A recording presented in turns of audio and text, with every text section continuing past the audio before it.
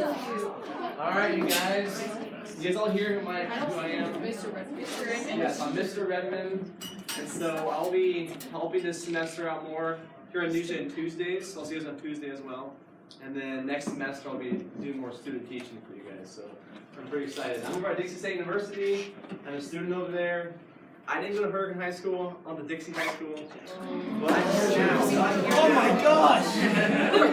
Kill So I'm going over names, you guys are quick. So I got the two tables. I'll learn all you guys' names. I can't learn them today. I'll learn them pretty soon, okay? So we have here Jaden and Brooklyn. And is it Ainsley? He said it right. Grace? Say you're not Grace. And you're Blakely? You like Blake or Blakely? Blockley. Either is alright. Blockley. Blockley. What do you prefer? I Blockley. Wyatt? Yeah. Is it Kylie? Or is Brigham My wife's name? Good name. Cole. And Crystal. And Tristan. Okay. And then we have Candace. And the Kelby. And Alma. Cool name. Russell. Raymond. Hey, whoa. And then we have over here Ian, Sarah, Alexa, Palmer. He likes to go what? All three. You go to my Amazing, great. Why didn't I write it?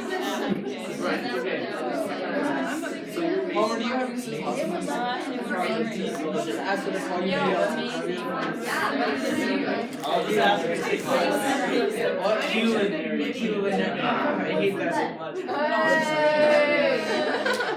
No.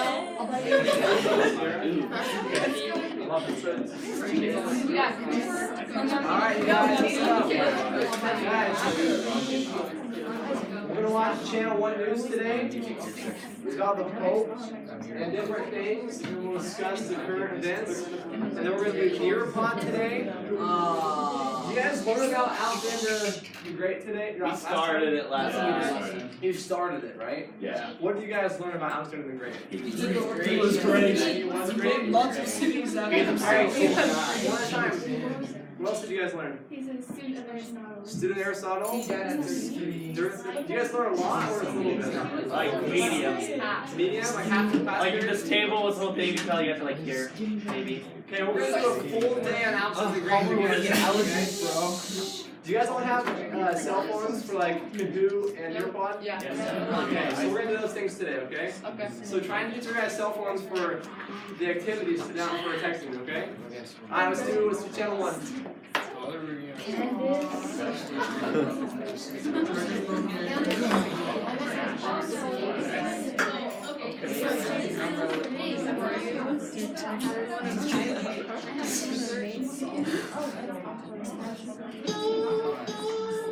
Put it up. I want to see it. Tyler was singing Breaking Free.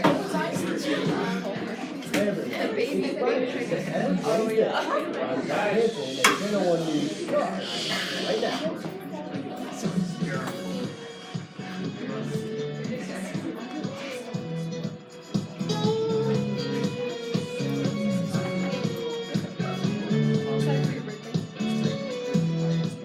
It's day 4 of Pope Francis's visit to the United States. Today he'll speak in front of the United Nations General Assembly and then hold a mass for 20,000 people in New York City's Madison Square Garden. But he's already made history, becoming the first pope to speak in front of lawmakers from both houses of Congress yesterday.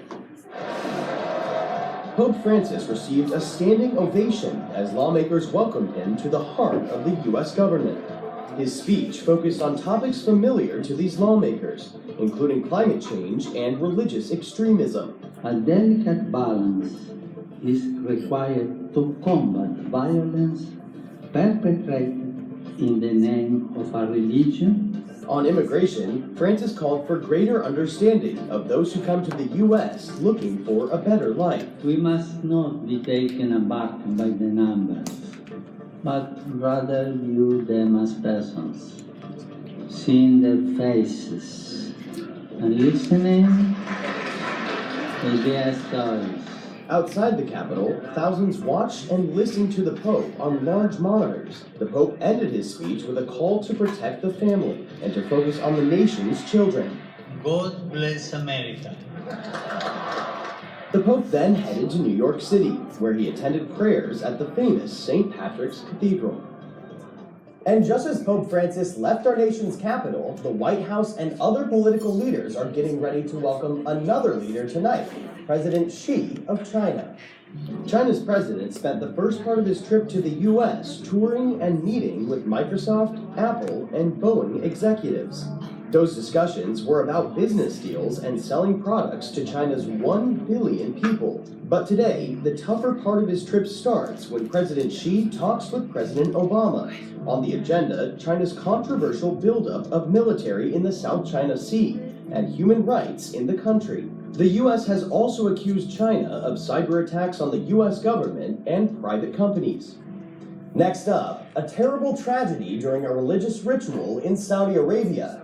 Hundreds were killed in a stampede near the Muslim holy city of Mecca. The crush of people was just too massive for Saudi Arabia's security forces to control. More than 700 people died in the morning stampede during the Hajj pilgrimage, an annual journey many Muslims make to the holy site of Mecca. This year, about 2 million people took part in the Hajj, and the tragedy unfolded in Mina, just outside Mecca. Hajj is the largest annual gathering of people in the world, and controlling the crowds is a huge security challenge, even for the 100,000 Saudi Arabian troops. The last major incident during the Hajj was in 2006, when 346 pilgrims died in a stampede. Alright, coming up, he, she, or Z. One college is making major changes when it comes to gender norms.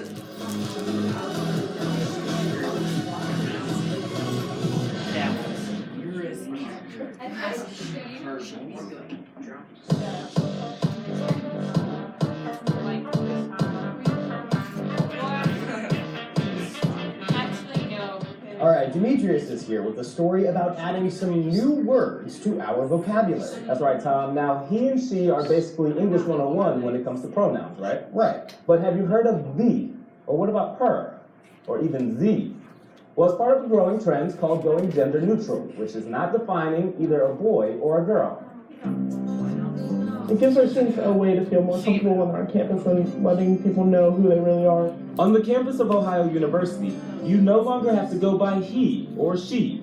A new policy allows the use of gender-free pronouns. So there's no awkwardness about asking me if I would please call them what they want to be called. That's the idea behind it, to make people feel accepted. Students and faculty now have the ability to put a preference on the pronoun they prefer in their profile. For example, instead of he or she, students can now choose to be called Z or thee. Ohio University is one of just a handful of colleges to implement the change. But the idea of gender neutrality isn't just gaining momentum on college campuses. Now, many public schools have gender-neutral bathrooms. And some major stores, like Target, have taken steps to create gender-neutral displays for kids. Mixing products that were once separated into boys and girls, as well as removing the blue and pink packaging on toys.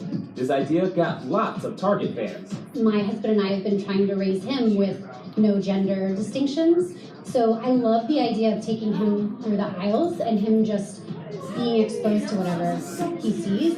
But also a lot of haters. I think it's kind of odd that they would even go that way. I mean, ever since I grew up, I've always known Barbie to have its own aisle, and it's easy to shop at when it's separated. And on OU's campus, the newly implemented pronouns have had mixed responses from students as well. Some people don't feel comfortable with them because they're like, I didn't learn that in my 3rd grade grammar class. But university officials hope people will get used to it, and the idea will continue to spread. Demetrius Pipkin, Channel 1 News. Thanks, Demetrius. Alright, next up, if ball is life, then basketball shoes are really important. And one team is making sure other athletes have the sneakers they need to succeed. Here's Asia Celestina. The shoes don't necessarily make the basketball player, but a good pair does help. Vacaville High School sophomore Chanel Turner learned that lesson when her first pair failed her during school tryouts last year. When I went up for a layup, like the third day of tryouts, my shoes kind of ripped at the bottom, so I was like, oh no. At the time, her family couldn't get a new pair of shoes, but the Boys and Girls Club stepped up with a scholarship and bought her these colorful Nikes. She says they got the job done. Pretty good, we had a winning season 13-7. The shoes sparked an idea. Why not create a charity to help other teams who can't afford basketball shoes? I knew some of my friends who didn't do it because their parents were like they couldn't afford stuff to play with.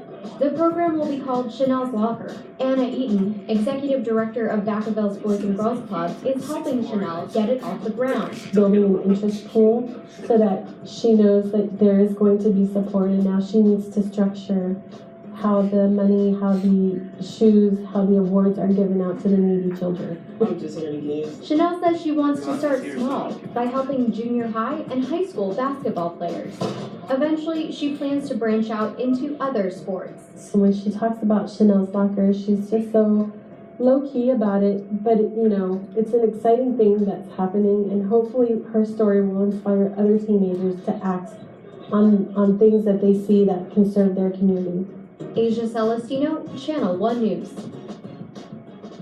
And to check out more young people who are making an impact, head on over to channel1.com. All right, coming up, we're rolling out this week's next big thing.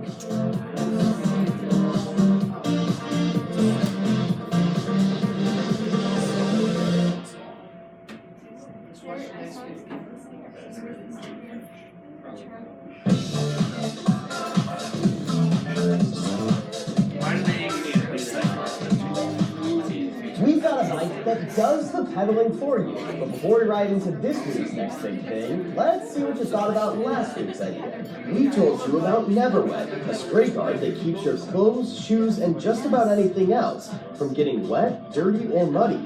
So, is it the next big thing? Well, almost all of you seem to think so. 92% of you said yes, keep me hot and dry. And 8% of you said no, ixnay on the spray. Caden said, totally the next big thing. Now I won't be afraid to wear white. Mrs. Armijo's class says, this product is useful for many people, including young kids. Now their clothes can stay dry and clean. But Kamel said, I can never see myself using this. Why do you need to be dry? I enjoy being wet. Oh yeah, I'm sure. Now, since it was invented in the 19th century, the basic concept of the bicycle has pretty much stayed the same. But technology is putting a new spin on biking. This is the Copenhagen wheel, and it works like this. Replace your ordinary wheel with the Copenhagen wheel. The bike now functions like an electric hybrid car. It's designed to help you along hilly paths or long journeys that may leave you out of breath. The wheel captures your energy when you brake or go downhill, and then gives you that energy back in a supercharged push when you need it uphill, with up to 10 times your regular foot power. The sensors begin when it feels you getting tired. All you need to do is plug the wheel into the wall to recharge it. And it connects right to your smartphone, so you can monitor your ride, keep track of your miles, maps, and physical activity. So, what do you think? Is the Copenhagen wheel the next big thing? Well, head on over to channel1.com to vote and weigh in. Alright guys, the weekend is almost here. We're out of time, but we'll see you right back here on Monday.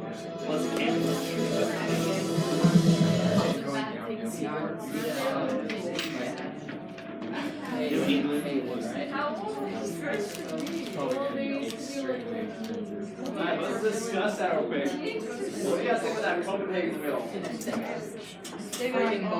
No. Yeah, Thumbling is like it. Thumbs up. Thumbs down. Right down. That'd be the best. Just do that. Why do you like it?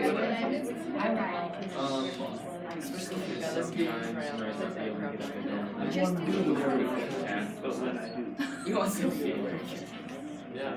It's kind of nice because you're tired. I bike a lot, so it'd be nice to bike with an extra push. Well, like if you were up a hill and it pushed you randomly, you didn't want to go, and you just like got hit with someone else, you know, like that's what's kind of scary about that sometimes. That's why you should always be in front. Yeah, so I don't think you'd ever want to say I was my bike. why is it important that the Pope is here in the United States, you guys think? Diversity. What? Shows diversity from other Diversity. Is the Pope a pretty powerful person in the world? Yeah. He has about 1 billion members in the Catholic Church, so pretty large influence. So pretty important that he's here.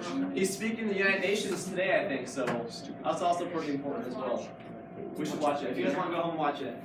Well, what about the president of China or the Chinese ambassador? What was that important for? They're talking Negotiating things like Yeah, business. What else is he discussing? What are we worried about right now? Cyber attacks and what else? The military. So why is that scary that China is amassing the military? Because then they could attack us. They attack US? They are still an ally, you guys think? well, they're kind of like we buy most of their stuff, so their economy is really not. Yeah, so they're an economic ally, perhaps. Yeah. Awesome. So anything else you guys saw there that you want to discuss in Channel 1 News? Anything else you guys saw? Anything else happen? We get totally take over China. Okay. So wait, the V and the Z. Oh yeah. That was Gender neutral universities. What are your guys' thoughts? Let's be respectful though about that, you guys. It's a very sensitive topic. Do you guys think it is a good thing to have he, she, Z, and B? Stupid. Thumbs up? No. So it's a pretty conservative area here in Hurricane for sure. Yeah. I grew up in Indiana, where it's one of the LGBT capitals of the country, Bloomington, Indiana. So I've seen both sides of it, you know. So it is definitely a touchy subject for sure. So very interesting. You know, even if we don't want it, perhaps, or you don't want it, it will still happen in some of these schools. How would you tell if someone's like a neutral gender, a man or a woman, say like he? No, I'm an it. So there's transgender. There's a lot of different things to learn about. So yeah, a lot of exposure to learn about. Okay. Everyone, get your phones out and go to Nearpod, or is it app.nearpod.com? Okay, on your phones. Yeah. Okay.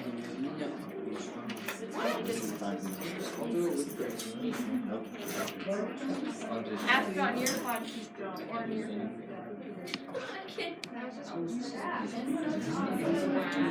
But other people just think that they're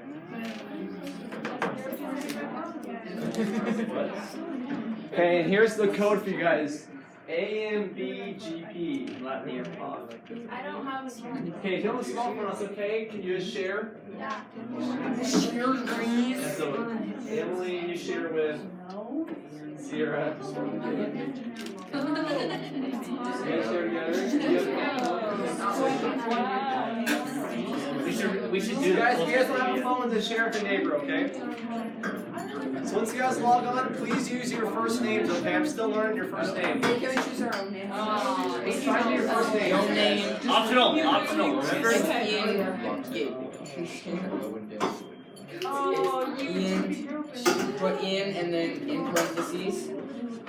Where do we log in? AK. You're Shotty. Short. How you gonna use it?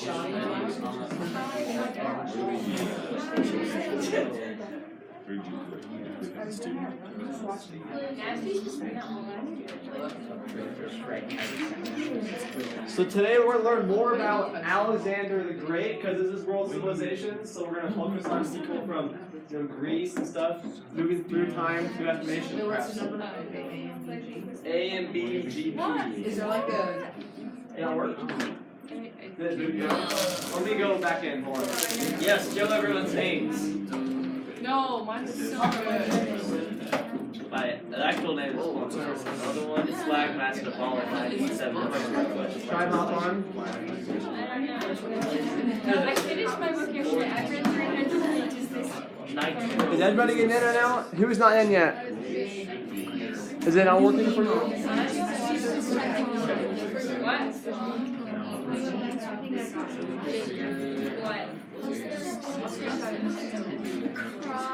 Why? Computers over.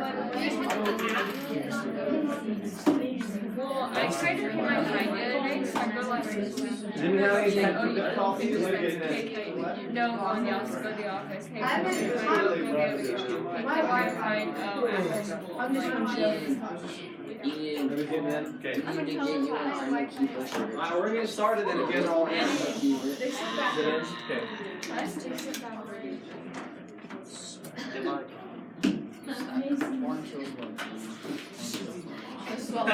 Alright, you guys, in all of your tables, let's go ahead and quietly discuss what you guys think greatness is. So his name is Alexander the Great. LeBron James. Yeah, LeBron James. So you guys tell me, is this person a very violent person, or did he have some very calm demeanors? What was Alexander the Great known for, do you guys think?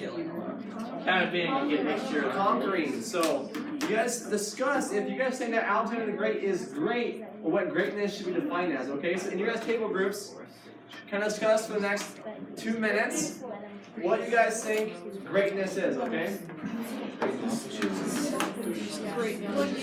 Which is like right here.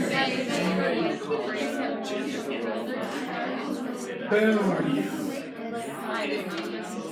I was saying.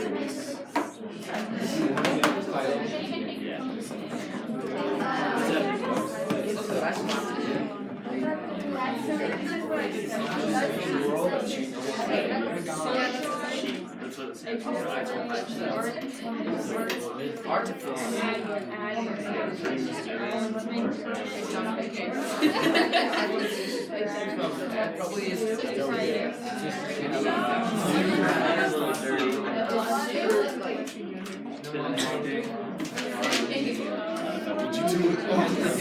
he worth his greatness? Yeet, I don't know. That's because you think it's so Everything Alexandria. Alexandria. I would do that.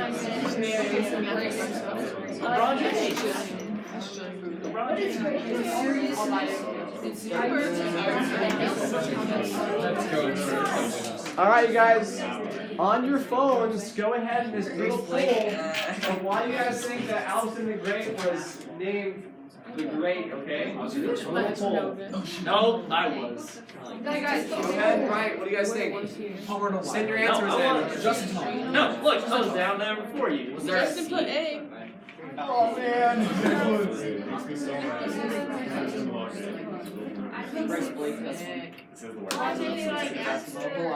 What? You're gonna answer. What do you guys think? You didn't answer? Everyone saw my answer, so y'all just Your phone. Wait, I looked up. Nice, someone chose three.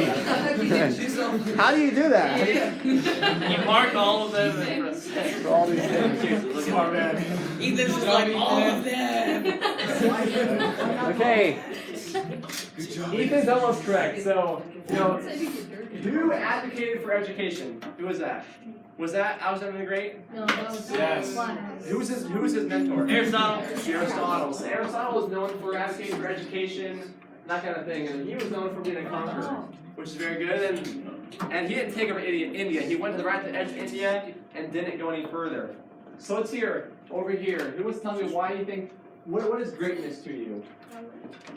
What do you think? What do you think greatness is? What? Why? Bellward? Bellward. Okay, over here. How about us here? Leadership. Cool. Being able to overcome things that are maybe impossible for a person to do. Yeah, very cool. Overcome possible things. What did he overcome? What did Alexander the Great overcome? Persia. Most of the known wars. Persia was known as the unconquerable kingdom, and he took Persia over. Yeah. Anything, Grace? Anything else? Over here, anything you guys would add to greatness? So guys, listen to you guys right here. With a thumbs up or a middle or down, do you think that he deserved his title of greatness? Yeah. Yes. I've been really Yes. It's a way up somewhere like Who has a thumbs down? See it. Thumbs down. Anybody? No one has a thumbs down? I have my thumbs Who was down. middle? Why do you think you're in the middle there? Well, because he was like really conceited and kind of, but he was like really good at what he did too. So you guys think it's right for someone who was a conqueror who killed thousands of people that's to why be known as great? He's kind of. Or you guys think because he was the great person, he conquered a lot of lands, he should be known as great. So it's your guys' opinions here. If you guys think he should be great, he is now called Alexander the Great. We're going to watch a little video here from John Green. Yes, this is my favorite. This one's kind of sketchy, so keep that in mind. Sketchy's fun. I've kind of eliminated the sketchy part of it, so.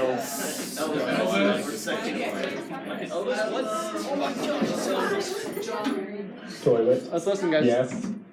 Yes. So, quick biography of Alexander of Macedon. Born in 356 BCE, died in 323 BCE at the ripe old age of 32. Alexander was the son of King Philip II, and when just 13 years old, he tamed a horse no one else could ride named Bucephalus, which impressed his father so much that he said, "O thy son, look thee out at a kingdom equal to and worthy of thyself, for Macedonia is too little for thee." By that time, he was already an accomplished general, but over the next decade, he expanded his empire with unprecedented speed, and he is famous for having never lost a battle. Today, we're going to look at Alexander of Macedon's story by examining 3 possible definitions of greatness. First, maybe Alexander was great because of his accomplishments. This is an extension of the idea that history is the record of the deeds of great men. Now, of course, that's ridiculous. For one thing, half of people are women. For another, and this is important, there are lots of historical events that no one can take responsibility for, like, for instance, the Black Plague. Still, Alexander was accomplished. I mean, he conquered a lot of territory, like, a lot. His father Philip had conquered all of Greece, but Alexander did what the Spartans and the Athenians had failed to do. He destroyed the Persian Empire. He conquered all the land the Persians had held, including Egypt, and then marched toward India, stopping at the Indus River only because his army was like, "Hey, Alexander, you know what would be awesome?